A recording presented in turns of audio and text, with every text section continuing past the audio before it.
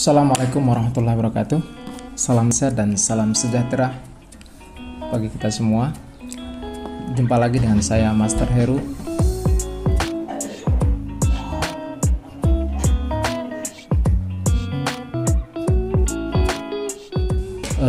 Kali ini saya akan sedikit berbagi mengenai asam lambung. Ada begitu banyak pertanyaan datang pada saya, yaitu kenapa sih asam lambung itu tak kunjung sembuh? Sudah berobat kemana-mana, sudah melakukan pengobatan dengan herbal, sudah melakukan pengobatan dengan cara obat dokter, apapun sudah dilakukan, terapi dan sebagainya, kok tak kunjung sembuh gitu. Sebetulnya asam lambung ini sangat penting perannya untuk dalam sistem pencernaan kita. Namun asam lambung itu akan menjadi masalah jika mengalami dua hal, yaitu mengalami kelebihan asam lambung, yang kedua mengalami kenaikan asam lambung. Apa itu kelebihan asam lambung? Kelebihan asam lambung artinya asam lambung tersebut masih berada pada lambung, tapi mengalami kelebihan yang dipicu oleh faktor makanan, seperti makanan bersantan, yang bersoda, minum-minuman kemasan, makanan pedas, dan lain sebagainya. Ini yang sangat memicu terjadinya kelebihan asam lambung. Yang kedua, asam lambung bisa mengalami kenaikan. Apa maksud dengan kenaikan asam lambung? Kenaikan asam lambung artinya bahwa asam lambung tersebut bukan berada pada tempatnya. Artinya mengalami kenaikan atau mengalami klep lambungnya lemah sehingga asam lambung naik. Ketika asam lambung naik, itu terasa sesak di dadanya, hulu hatinya sakit, tenggorokan bahkan terasa dicekek dan sebagainya. Yang memicu asam lambung itu naik dipicu oleh pikiran, rasa cemas yang berlebih, itu disebut dengan GERD, di mana rasa cemas ini memicu klep lambungnya jadi lemah sehingga asam lambung mengalami kenaikan. Lalu apa sih sebenarnya penyebab utamanya, kenapa sih asam lambung tersebut tak kunjung sembuh? Saya akan jelaskan 3 hal sebetulnya kenapa asam lambung Anda tak kunjung sembuh. Herbal sudah, minum obat sudah, tapi tak kunjung sembuh. Dari pengalaman saya, yang paling utama itu adalah karena kelebihan dan kenaikan asam lambung Anda tidak dikeluarkan. Selama asam lambung tersebut mengalami kelebihan dan kenaikan, kalau tidak keluarkan, hanya minum obat menahan sakit atau minum herbal hanya bersifat sementara untuk menahan sakit, maka asam lambung tersebut akan mengalami kembali rasa sakit, rasa begah, rasa sesak dan sebagainya. Maka cara terbaik adalah bagaimana kita mengeluarkan asam lambung tersebut. Kalau saya sih, metode yang sudah saya lakukan yaitu dengan sebagaimana Anda lihat di video-video saya di YouTube saya, Master Heru, ada juga di FB saya, boleh Anda lihat testimoni-testimoni pengobatan saya, itu dikeluarkan dengan teknik saya keluarkan asam lambungnya, dan itu bahkan asam lambung tersebut bisa yang menyebabkan kerendamnya paru-paru, bentuknya bermacam-macam. Ada cairannya berbentuk berbusa atau putih, itu biasanya lebih kepada kelebihan asam lambung. Kalau bentuknya misalnya kuning, kental, itu lebih banyak dipicu oleh cairan yang ada di paru-parunya sehingga mengalami plek biasanya. Itu harus dibersihkan, dikeluarkan, didetoks dulu. Yang kedua, yaitu udara dingin.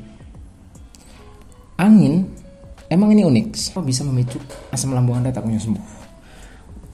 Angin itu sifatnya halus, tapi dia bisa menembus pembuluh darah kita, dia bisa menembus organ-organ tubuh kita. Tidak terlihat, tapi terasa berat. Itu angin. Angin bisa menyebabkan 4 hal. Pertama, angin bisa menyebabkan penyumbatan pembuluh darah. Kenapa saya katakan angin bisa menyebabkan penyumbatan pembuluh darah? Anda boleh lihat, kenapa orang kena angin duduk bisa meninggal? Pernah dengar mungkin orang kena angin duduk bisa meninggal? Itu maksudnya pembuluh darah di bagian jantungnya itu tersumbat oleh angin sehingga jantungnya tidak bisa bekerja dengan baik, maka orang tersebut meninggal.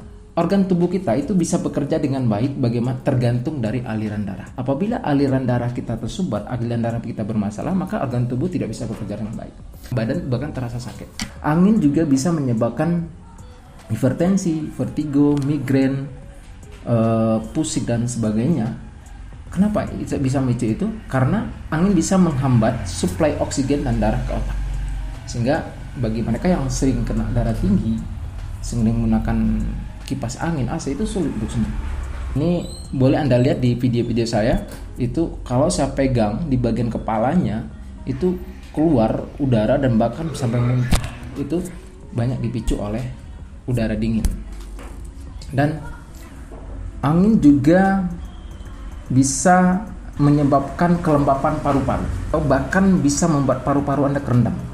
Paru-paru itu kan seperti spons. Jadi ketika udara datang, udara masuk, Anda sering mungkin menggunakan kipas angin atau menggunakan AC, itu udara masuk dalam tubuh Anda, maka dia akan menyerap angin tersebut. Lama-lama lembab, lama-lama basah, lama-lama kerendam. Akhirnya terjadi sesak. Ulu hati dadanya itu sesak paru-parunya karena kerendam. Kalau udah kerendam, udah nggak bisa napas lagi, maka biasanya itu tindakannya adalah disedot.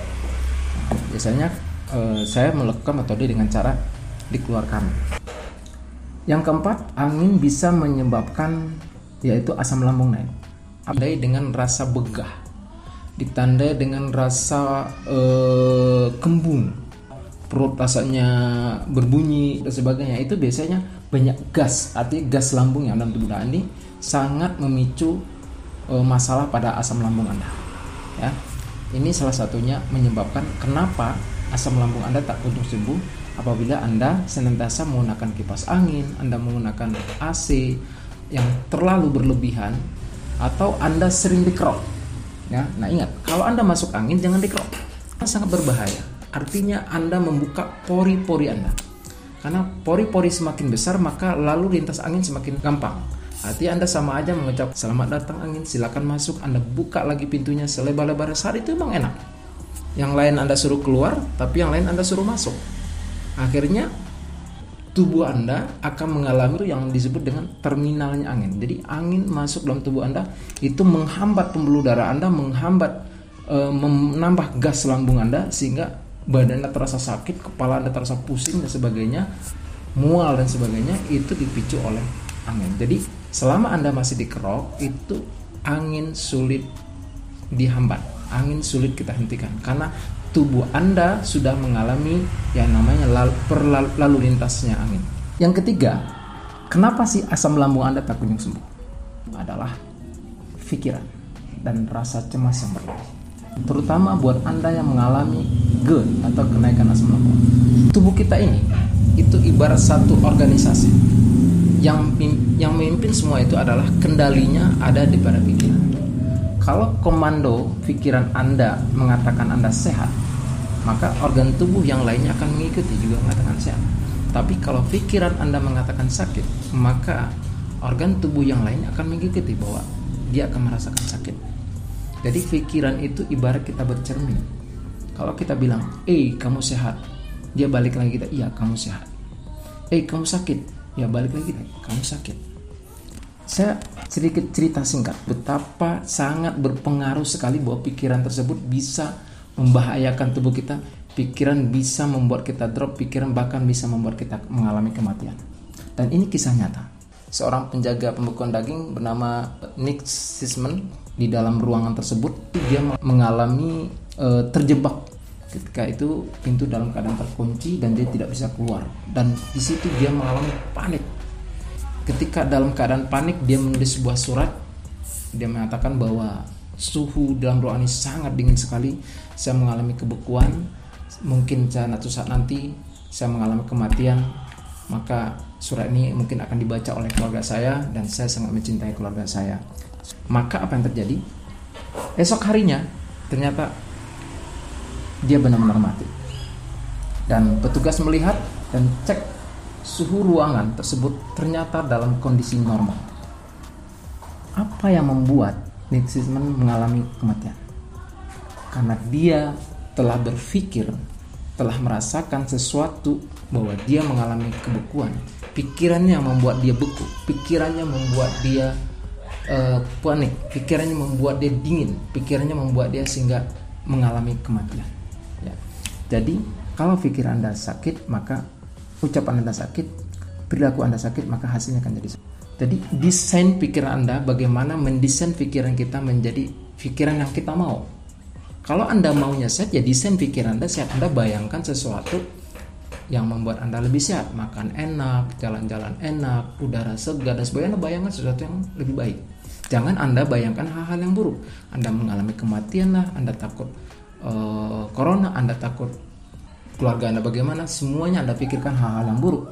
Pada akhirnya hal yang buruk tersebut maka akan membawa pada ucapan Anda, akan membawa pada perilaku Anda, akan menjadi hasil yang Anda dapatkan dalam kehidupan Anda. Lalu bagaimana sih cara mengendalikan pikiran ini? Kan katanya banyak orang, ya lupakan aja, cuek aja dengan pikiranmu, kamu nggak usah pikirkan, kamu pikir positif aja.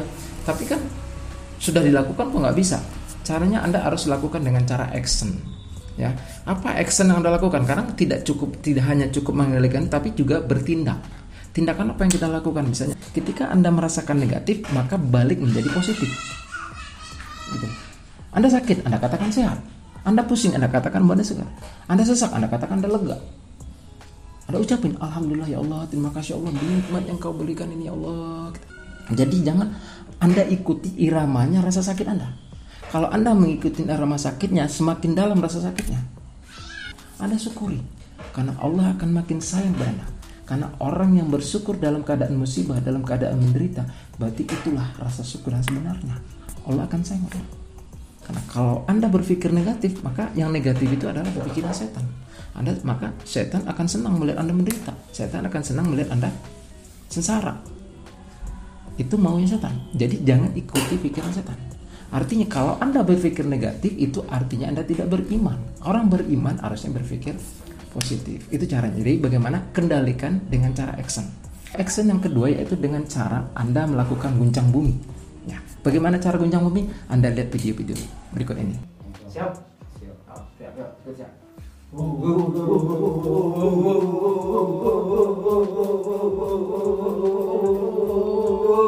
Yes. Salam sehat. Saya sehat. Saya kuat. Saya hebat. Saya bahagia. Pagi sehat, siang sehat, malam sehat. Yes. Gitu. Tuh, enak keadaannya. Rasakan, terus lakukan itu 50 kali sehari. Ya, pagi, sore boleh, 50 juga. Terus lakukan. Jangan berhenti. Percaya saya, kalau situ lakukan akan banyak perubahan. Ya, saya ada yang 10 tahun di sini datang dari Jogja. Saya bantu dengan itu dong, seolah sembuh alhamdulillah. Ya. Oke. Tapi kita keluarin dulu kadar asamnya. Ini video-video pasien saya yang saya bantu dengan cara guncang bumi. Alhamdulillah banyak mengalami semua, ada yang 10 tahun mengalami asam lambung GERD, tapi alhamdulillah sembuh dengan cara saya terapi, saya kasih herbal, saya keluarkan kemudian dengan cara guncang bumi ini, yaitu dia terus mengucapkan kalimat saya orang sehat, saya orang kuat, saya orang hebat, saya orang paling bahagia. Ya, setiap hari, setiap pagi dia lakukan itu sehingga masuk ke alam bawah sadarnya, sehingga dia mengalami sehat dan jauh lebih baik. Itu cara yang terbaik. Jadi 3 hal ini. Pertama adalah kenaikan asam lambung atau kelebihan asam lambungnya harus dikeluarkan. Yang kedua, hindari udara dingin. Sebisa mungkin Anda kurangi penggunaan AC atau kipas angin yang berlebih. Jangan dikerok. Yang ketiga, yaitu kendalikan pikiran. Kendalikan pikiran. Ya, kalau Anda sudah bisa kendalikan dengan cara action, kalau lebih ekstrim lagi dengan cara-cara tadi yang saya sampaikan, insya Allah Anda sembuh dari asam lambung. Mungkin itu saja yang bisa saya sampaikan.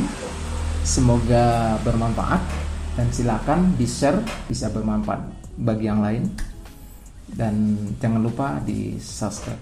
Terima kasih. Assalamualaikum warahmatullahi wabarakatuh. Salam sehat.